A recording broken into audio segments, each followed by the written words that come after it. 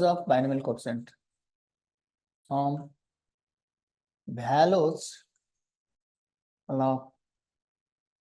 binomial coefficients.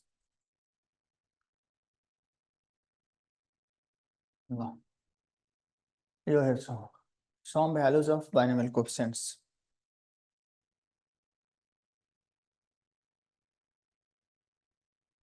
अब पहिलो value चाहिँ हामीलाई के हुन्छ भने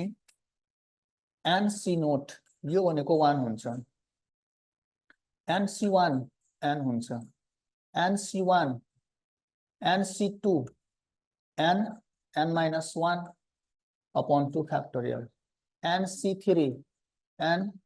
minus 1 n minus 2 by 3 factorial NC4 n minus 1 n minus 2 n minus 3 by 4 factorial हुन्छ यस्तो हुन्छ यो भ्यालुजहरु थाहा हुनु पर्यो अब कसैलाई लाग्छ यो भ्यालु कहाँबाट आयो त्यो कुरा म एक्सप्लेन गर्छु यस्तै गरेर हामीले के थाहा हुनु पर्छ n minus 1 c नोट 1 हुन्छ n minus 1 c1 n minus 1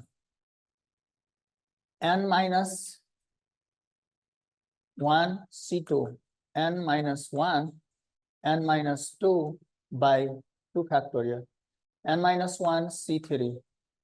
भनेको n minus 1 n minus 2 n minus 3 by 3 factorial n minus 1 c4 n minus 1 n minus 1 n minus 2 n minus 3 n minus 4 by 4 factorial हुन्छ यति कुरा यो कुराहरु थाहा हुनु पर्छ त कसरी हुन्छ यहाँ म रफमा बुझाउँछु जस्तै n c नोट भनेको n factorial n minus 0 factorial र 0 फ्याक्टोरियल n फ्याक्टोरियल काट्यो 1 आयो त्यसैले n c नोट भनेको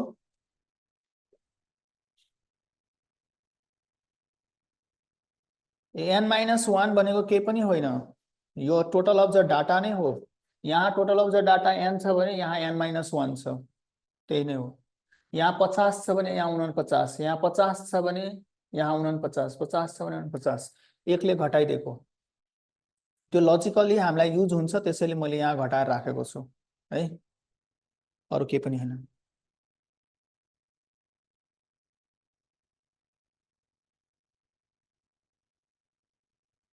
ओके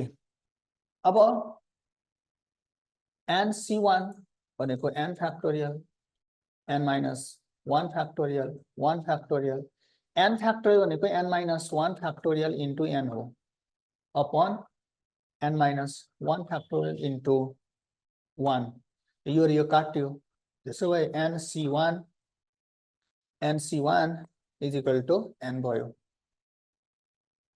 यो कुरा थाहा हुनु पर्छ है सबैलाई n factorial is equal to n minus 1 factorial into n हुन्छ यो सबैलाई थाहा हुनु पर्छ बाइनोमियल कम्बिनेसनमा पनि हामीले युज गरेका हौ धेरै चोटी त्यसैले NC2 भनेको n फ्याक्टोरियल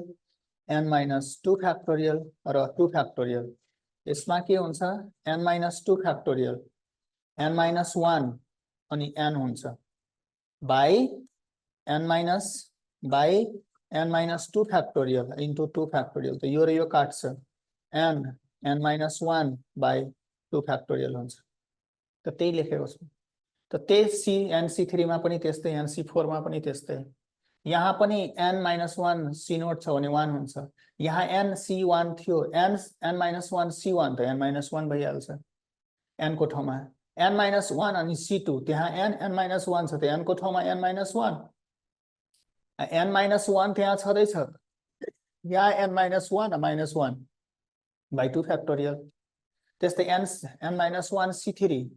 ठ्याक्कै यस्तै n को ठाउँमा n minus 1 n minus 1 को ठाउँमा n minus 2 n minus 2 को ठाउँमा n minus 3 by 3 factorial यो भ्यालुजहरु हामीलाई के हुनु पर्छ थाहा हुनु पर्छ